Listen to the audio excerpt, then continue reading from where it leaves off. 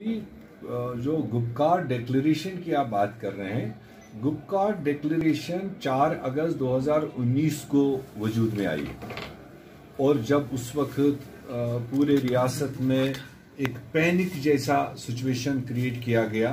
कि गवर्नर साहब उस वक्त के कुछ कह रहे थे, होम मिनिस्टर यूनियन कुछ कह रहे थे, पुलिस के बड़े आला अधिकार कुछ कह रहे थे, अवाम कुछ महसूस कर रहा था। तो एकदम कुछ उस तरह की सिचुएशन बन गई थी कि कुछ अनसर्टनिटीज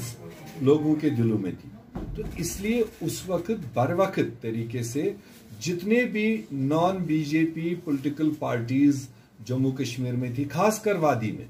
जिस नाम से भी थे, तो वो एक प्लेटफॉर्म पर इकट्ठे हुए और एक रेजोल्यूशन दिया और उसमें status quo of state as well as the status, ये दो बड़े वर्ड हैं उसमें। बाकी तो आगे पीछे हम सब लोग मिल करके दिल्ली जाएं, राष्ट्रपति से मिले, किससे मिले, वो तो एक अलग कहानी। मगर दो वर्ड उसमें जो उस वक्त दर्ज हुए कि स्टेटस को जो हमारा स्टेट उस वक्त था वो बहाल रहना चाहिए, जो स्टेटस हमें हासिल था इंडियन कॉन्स्टिट्यूशन के मुताबिक वो हमें बरकरार रहना चाहिए। तो उसमें कांग्रेस पार्टी भी उस वक्त शामिल थी और बाज़ाब्ता हमने उसमें एग्री किया है उस वक्त, क्योंकि कोई सिचुएशन थी नहीं। अब एक साल के बाद में जब धीरे धीरे लीडर्स खुलने लगे, अभी भी महबूबा जी बजात खुद तो सेफ्टी एक्ट में बंद ही है, तो फिर भी फारूक साहब चूंकि सीनियर लीडर है हमारे रियासत के, उन्होंने टेलीफोनिकली हमसे पूछा, चूंकि मीटिंग तो हो नहीं पाई थी, कि क्या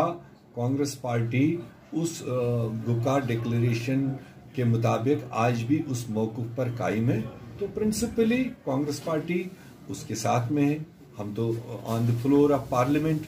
हमारे जो लीडरों ने बोला, आज़ाद साहब ने बोला और बड़े बड़े कानूनदानों ने बोला, आज भी बोलने के लिए तैयार है कि भाई जो तरीक़ेकार सेंट्रल गवर्नमेंट ने इख्तियार किया जम्मू कश्मीर के स्टेट को डाउनग्रेड यूटीज़ में बांटने का और जो स्टेटस जिस तरीके से यहाँ का लिया, ये टोटल अनपार्लियामेंट्री, अनकॉन्स्टिट्यूशनल, अनडेमोक्रेटिक। ये हमने पहले दिन से कहा, आज तक कह रहे हैं। जब हम सवाल उस चीज पर खड़ा कर रहे हैं तो कुदरती बात है कि हम लोगों के एस्पिरेशन को लेकर यही चाहेंगे कि स्टेट बहाल हो, जो हमारी इज्जत थी वो हमें बहाल होनी चाहिए। वो भी कोई एहसान था नहीं, वो ये जो एक सेंसिटिव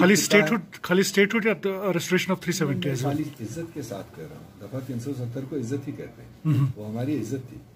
तो इसलिए वो अब आज की सेंट्रल गवर्नमेंट पर है, जब वो एक तरफ कहते हैं कि हम पॉलिटिकल प्रोसेस शुरू करना चाहते हैं, पॉलिटिकल पार्टीज एक्टिविटी शुरू करें, कोई नहीं रोक रखा है, मगर दूसरी तरफ से आप देखें ना, आपके सामने मेरे डिस्ट्रिक्ट प्रेसिडेंट के घर में हादसा हुआ यहाँ श्रीनगर में। 2 घंटे से मैं मथाई कर रहा हूँ सिक्योरिटी फोर्सेस को बताने के लिए कि मैं उसके घर में ताजियत जाना चाहता हूँ, तो ताजियत के लिए अलाउ नहीं कर रहे हैं, तो पॉलिटिकल एक्टिविटीज हम सड़क पर करें तो कैसे मुमकिन है। तो इसलिए इन सारी चीजों को दिल्ली सरकार को देखना होगा कि कैसे इस खित्ते में अमन हो, हेल्दी पॉलिटिकल एक्टिविटीज हो, तब जाकर कहीं आगे कोई चुनाव की बात सोच सकता है। आज के दिन पर तो अभी लगता नहीं कि कोई चुनाव जैसी सिचुएशन है। 135-37 साल पुरानी पार्टी है, इसका हमेशा, क्योंकि इनर पार्टी डेमोक्रेसी हमारे कांग्रेस में है, बहुत सारा वाइड स्कोप है कि आदमी कोई सी कॉर्नर का हो, कोई भी सोच उसका हो, उसको फोरम्स में बोलने का पूरा इख्तियार है। उसमें चाहे क्रिटिसिज्म भी हो, उसमें चाहे कोई तंजीमी लेवल का कोई भी मामला हो, हर इंसान को प्रॉपर फोरम में अपनी बात रखने का पूरा इख्तियार है, वो चाहे कितनी कड़वी भी हो। मगर ये डिसिप्लिन के खिलाफ है कि जब कुछ शख्स मीडिया में जाकर अपनी ही पार्टी के ओहदेदारों को की खिलाफत करते हैं, वो शायद इनडिसिप्लिन माना जाता है कांग्रेस कल्चर के हिसाब से, कांग्रेस कॉन्स्टिट्यूशन के हिसाब से, कायदे कानून के हिसाब से। ऐसा बार बार उन सारे देश में या प्रदेश में किसी जगह पर भी जो